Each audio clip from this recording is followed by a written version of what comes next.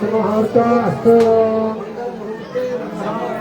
ओम नारायणाय केशवाय नमः, नारायणाय नमः, माधवाय नमः, गोविंदाय नमः, विष्णुवे नमः, मधुसूदनाय नमः, विक्रमाय नमः, वामनाय नमः, श्रीधराय नमः, ऋषिकेशाय नमः, पद्मनाभाय नमः, दामोदराय नमः, कृष्णाय नमः, वासुदेवाय नमः, प्रद्युम्नाय नमः, अनिरुद्धाय नमः, पुरुषोत्तमाय नमः, दोत्राय नमः, नारसिंहाय नमः, अक्षराय नमः, जनार्दनाय नमः, उपेन्द्राय नमः, हरये नमः, श्रीकृष्णाय नमः, श्रीकृष्णपरब्रह्मणे नमः।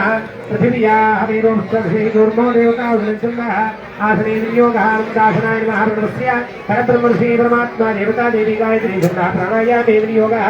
शुभाभ्युदयार्थं जष्मे शोभने मङ्गलमुहूर्ते तत्र पृथिव्यां जम्बूद्वीपे भरतवर्षे वर्तखण्डे दक्षिणदिग्भागे विशेषस्य वायव्ये प्रदेशे श्रीकृष्णवेण्यां गोदावर्योर्मध्यप्रदेशे शान्व्यांशके बौद्धावतारे रामक्षेत्रे अस्मिन् वर्तमाने व्यावहारिक चान्द्रमाने प्रबोध षष्टिसंवत्सराणां मध्ये षष्टि स्त्री पराभवानां संवत्सरे दक्षिणायने श्रावणमासे शुक्लपक्षे अध्यायं द्वाभ्या एकादश्यां भानुवासरे मूला नक्षत्रे शुभयोगे शुभकर्ण एवं ग्रह गुण विशेषण विशिष्टायां शुभतिथौ अस्य यजमानस्य गोत्रो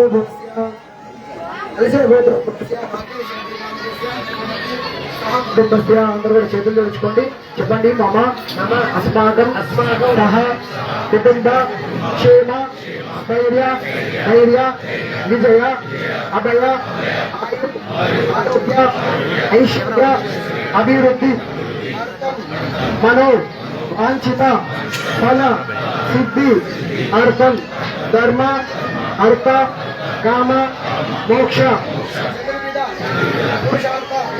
ఫల సిద్ధ్యర్థం సర్వలోక కళ్యాణార్థం లక్ష్మీ వెంకటేశ్వర ధ్వజ పూజనం చ కరిష్యే. ఈరోజు ఆరుమూరు పట్టణ ప్రజల వందలాది సంవత్సరాలు వస్తున్న ఏదైతే లక్ష్మీ వెంకటేశ్వర స్వామి జెండా పండగ ఇది ఈరోజు ఆరుమూరు ప్రజలకు ఆయుష్ ఉండాలని, ఈ ధర్మానికి ఎప్పుడు ఆ దేవుడు ఆశీస్సులు ఉండాలని, వెంకటేశ్వర స్వామి ఆశీస్సులు ఉండాలని. ముఖ్యంగా నా అదృష్టం ఏంటంటే ఈ జెండా మొదలుపెట్టిందే మా గ్రామము.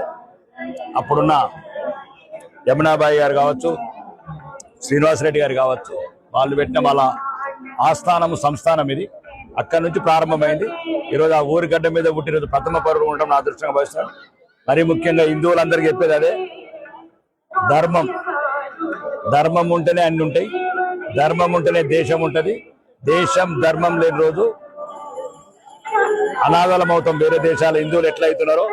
కాబట్టి ఎప్పుడు నీ ధర్మాన్ని కాపాడే వాళ్ళని, నీ దేశాన్ని కాపాడే వాళ్ళని, నిన్ను గౌరవించే వాళ్ళని, నీ ఆత్మగౌరవం నిలిపే వాళ్ళని మీరందరూ ఆదరించాలా.